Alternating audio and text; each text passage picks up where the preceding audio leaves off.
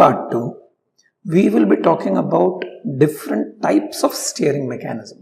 When the vehicles were invented in the previous century, turning pairs were supposed to be the most fundamental ones, which means a small stub axle passing through P and the center of the wheel, and a similar stub axle passing through Q and the center of this wheel were pin jointed at the point P and Q, which means in the top view you actually were placing a pin at the points P and Q, because of which your wheels could actually rotate as seen from the top view.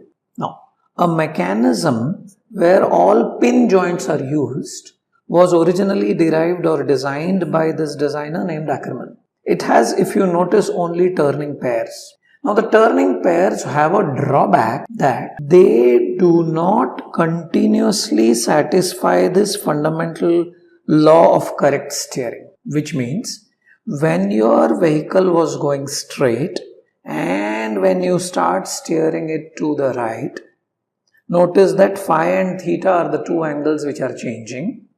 At that time, not in all the positions that the two center lines intersect at I, and not in all the positions that this I lies exactly at the line passing through the rear axles. This happens only during the extreme position whose diagram we have shown. So that is considered to be a drawback, that the steering gear mechanism will satisfy the law of correct steering only when your full steering is rotated. Graphically, if you are interested in actually calculating these angles theta and phi, because we have already built the chassis, we are supposed to consider the equation cot phi minus cot theta, actually substitute it as a ratio of the chassis dimensions what you make, and use trial and error methods to find out the exact combinations of these two. Remember, right hand side is constant. So if I keep changing theta, this is constant, phi will change. So theta 1 correspondingly substituted in this equation and get phi 1. You could argue that you could do it the other way around also, which is completely fine. Somebody could assume phi 1 and therefore get theta 1.